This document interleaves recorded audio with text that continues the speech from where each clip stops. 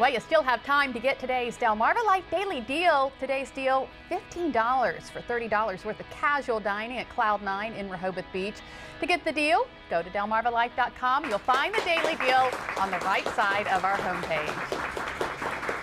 He is a self-proclaimed science geek who got into television by accident. And now Dan Satterfield has made a career out of it, and we here at WBOC are very happy to welcome him to the team. Dan joins us this afternoon. Hi there. Dan, welcome to Delmarva Life. Glad to have you. Glad to be here. I was just thinking, I've been in television for 30 years, and I don't think I've ever done a show like this before. Well, we're Kind of glad feels you were- weird to be, We made it first. So how did you get here to Delmarva? Oh, boy, it's kind of a strange thing. I've worked in television for 30 years, mainly in the southern part of the United States, in Oklahoma.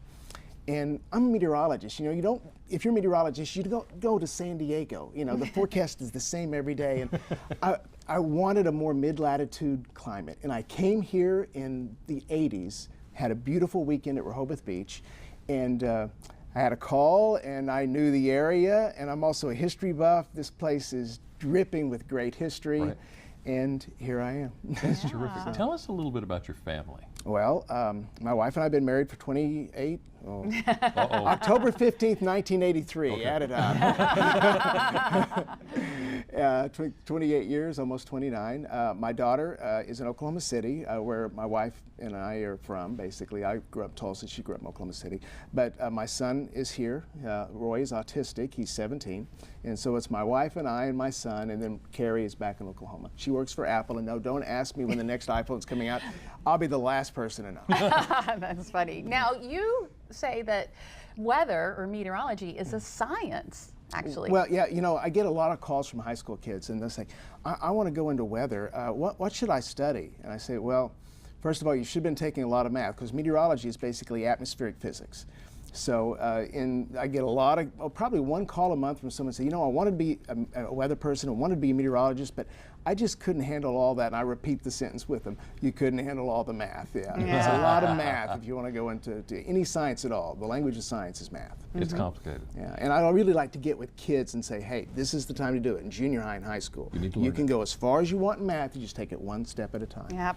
We've got some pictures here that you shared with us. You Right. have actually traveled to Greenland. I spent 2 weeks in Greenland where they were drilling the deepest ice core ever pulled up from Greenland. How I got there was a kind of a long roundabout story. I ended up at the South Pole first, and then 7 months later it was at the top of the world.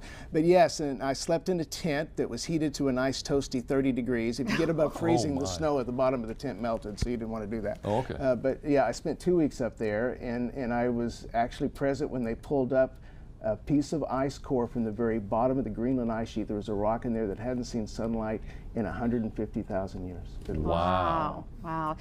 Now, you do some writing. You like to share your knowledge with it's a blog? Well, I do two things. One, I developed the Wild Wild Weather page for kids. And I also started writing a blog a few years ago called Dan's Wild Wild Science Journal in the American Geophysical Union, which is actually, most people have never heard of. It's the largest collection of earth scientists in the United States.